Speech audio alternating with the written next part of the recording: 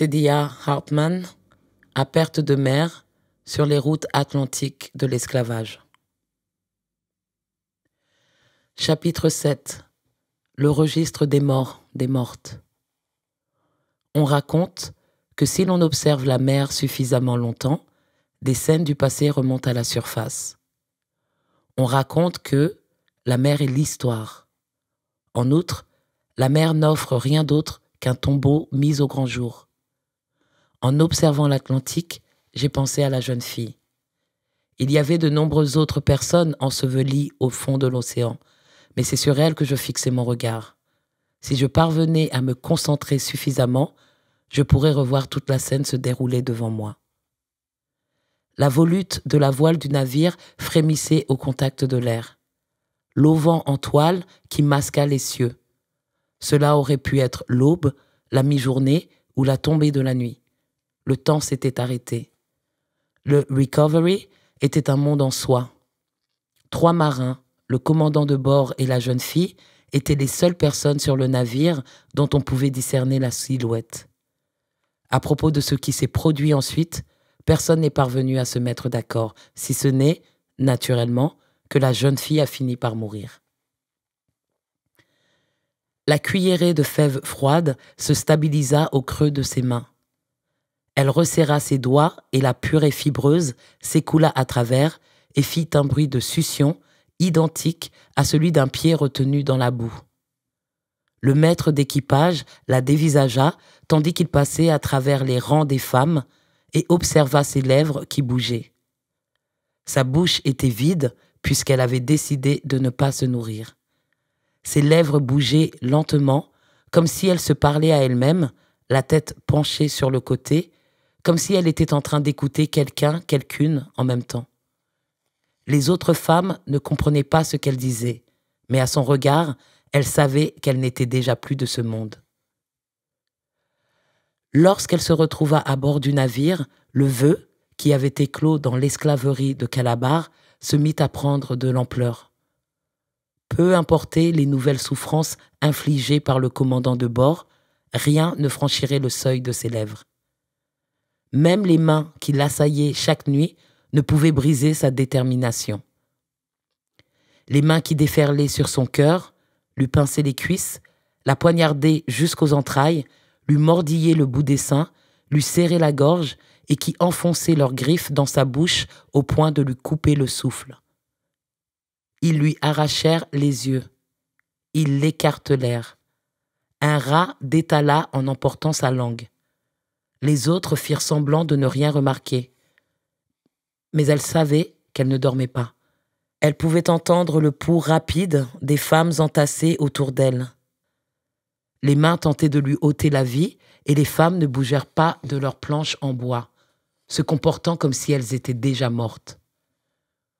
Au lever du jour, ses bras et ses jambes disparus furent remplacés, imbibés d'eau et déformés. Sa langue était devenue trop épaisse pour sa bouche, ses yeux enfoncés au plus profond de son visage. Son ventre était à la fois ballonné et tendu comme la peau d'un tambour. 28 jours durant, elle avait gravi l'écoutille et s'était déversée sur le pont avec les autres sans manger. Lorsqu'elles perdirent la côte de vue, sa faim s'était estompée avec. 4 semaines passées sans nourriture la rendirent songeuse et enivrée. De brefs moments de joie provoquaient en elle des sentiments de liberté, légèreté, souveraineté, comme si elle avait fait la découverte d'un pays qui n'appartenait qu'à elle. Lorsque le sentiment d'extase diminuait, elle redevenait une jeune fille sans patrie. Son ventre se muait en pierre et la bête qui rongeait ses intestins prenait une bouchée féroce.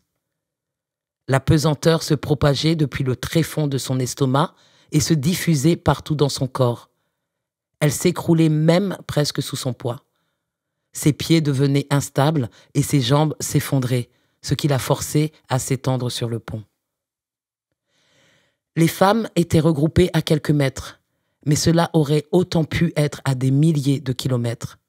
Elles se tenaient à distance de la jeune fille, elles évitaient sa malchance, sa pestilence et sa témérité. Certaines disaient qu'elle avait perdu la tête. Que pouvait-elle faire de toute façon? Les femmes dansaient et chantaient tandis qu'elle était couchée à l'agonie. 148 femmes martelaient le sol du pont. Le son produit pénétrait le corps de la jeune fille par petites secousses. Elle écoutait les chansons sans les comprendre. Le vacarme dans sa tête l'empêchait de suivre ce qu'elle disait. Le monde était un grand vacarme. Dans cette cacophonie, elle distingua le bruit du navire qui craque tandis qu'il s'étire et se contracte, les marins qui grommellent et se plaignent, les hommes qui luttent avec leurs chaînes sous le pont, les ordres qu'aboie le capitaine, les rats qui détalent dans la cale, le bruissement des cordes, les toiles qui claquent au vent, le retentissement et la traction des poulies, le cri des mouettes, le saut des baleines, les poissons volants qui fendent les eaux, le grondement à voix basse des requins, le son haut perché du fredonnement de la mer et les villes des défunts, défuntes qui rient et poussent des cris. Elle avait trouvé un moyen de sortir du bateau. Elle s'inquiétait à l'idée que les ancêtres puissent l'éviter ou que les dieux puissent être courroucés et la punissent en la ramenant sur terre sous la forme d'un cabri ou d'un chien, ou d'errer sur terre sans but et sans jamais trouver son chemin après la mer. Mais elle prit tout de même le risque. Il s'agissait du seul accès en vue. Lorsque les deux petits garçons avaient chuté à la mer, ils avaient rendu l'échappée si aisée. Elle se roula sur elle-même dans un coin du pont. Son corps lui faisait mal et elle était prise de tremblements. Elle se sentait à la fois lâche et pitoyable du fait des regards furtifs que lui lançaient les femmes. Si elle avait pu pleurer, des larmes lui auraient inondé le visage.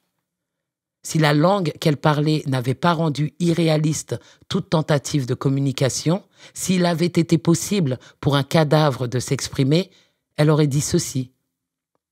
« Vous faites erreur, je vais retrouver mes amis. » Tout ce qu'elles purent voir fut une jeune fille vautrée dans une flaque d'eau sale, non celle qui prenait son envol en route pour chez elle.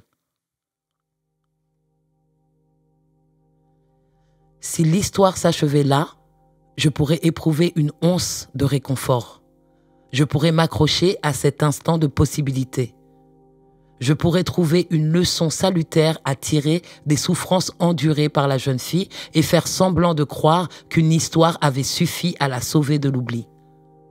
Je pourrais pousser un soupir de soulagement et dire « Tout cela s'est produit il y a si longtemps ». Je pourrais alors me baigner dans l'Atlantique sans penser au registre des morts, des mortes.